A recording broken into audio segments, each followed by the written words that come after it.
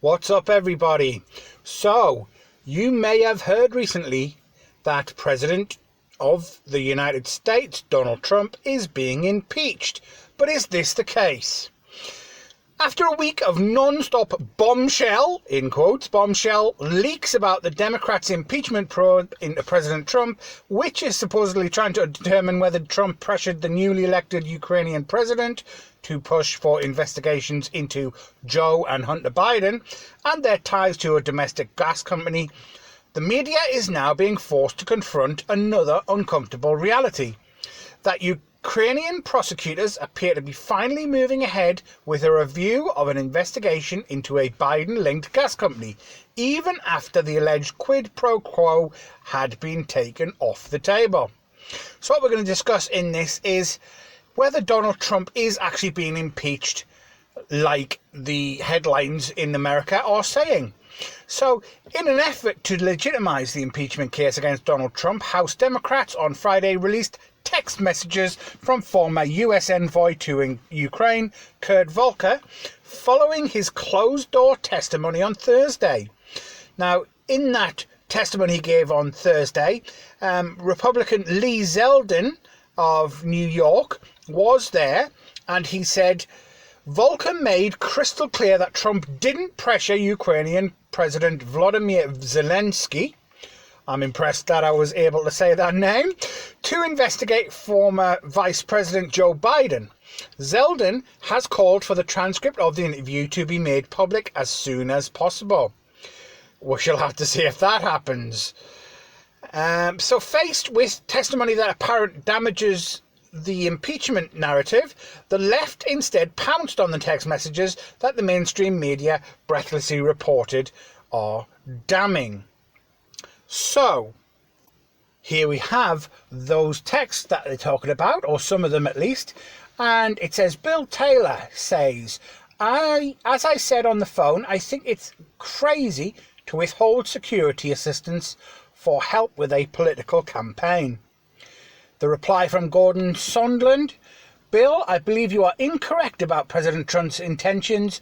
The president has been crystal clear. No quid pro quos of any kind.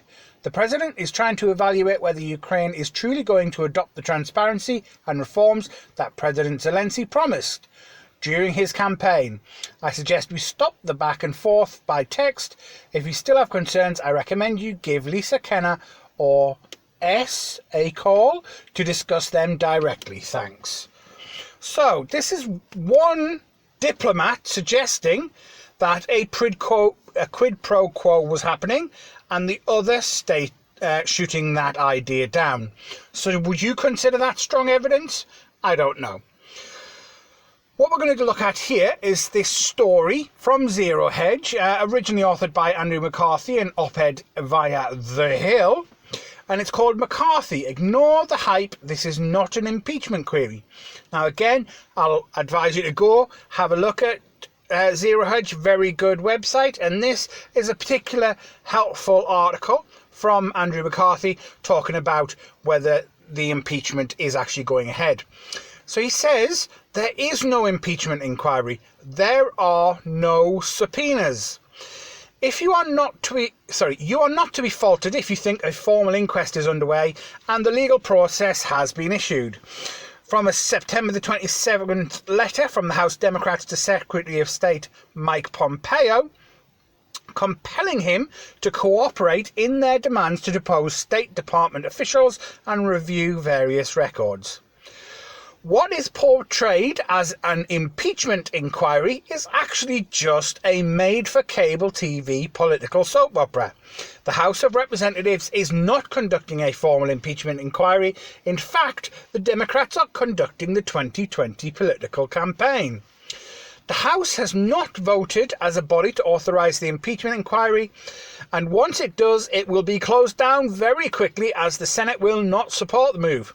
Moreover, there is no subpoenas. As Secretary Pompeo observed in his response on Tuesday, what the committee chairman issued was merely a letter. an informal request for voluntary cooperation. Legally, it has no compulsive power. Well, the Democrats, of course, hope you don't notice that the House is not conducting a formal impeachment inquiry, but standing committees do have a subpoena power, so why haven't they used it? Well, the reason is because the subpoenas get litigated in court when the people or the agencies on the receiving end object to them. The Democrats do not want to defend its bona fides in court. And they certainly don't want to defend their letter. The Democrats' media scribes note the chairman's admonition that any failure by Pompeo to comply shall constitute evidence of obstruction of the House's impeachment inquiry. Now, challenges to subpoenas take time, and the Democrats are clearly in a hurry to close this show after a very short run. The House itself, the House of Representatives, is a majority rules institution. So, if Speaker Pelosi and her partisans want to bumble their way to impeachment articles, well, frankly, nobody can stop them. That said, though, the courts maintain their authority to protect the legal rights of persons and institutions ensnared in kangaroo tribunals. The fact that the Democrats invite you to their circus doesn't mean you have to make yourself into a clown. If Democrats truly thought they had a case, they wouldn't be in such a rush. They'd want everyone to have time to study it. But they don't have a case, so instead they're giving us a show. And in fact, Donald Trump, it appears, is daring the Democrats to actually call the vote for impeachment. It will put the Republicans in a much stronger position. So, holding a formal vote on impeachment would allow Republicans to subpoena documents and witnesses and investigate all the revelations surrounding the whistleblower's complaint about Trump's interaction with Ukraine, as well as the roles of Joe Biden and his son Hunter in Ukrainian corruption allegations. There is news that the White House is planning to send Nancy Pelosi a letter as soon as Friday, which is today, arguing that President Trump and his team can ignore lawmakers' demands until she holds a full House vote formally approving an impeachment inquiry.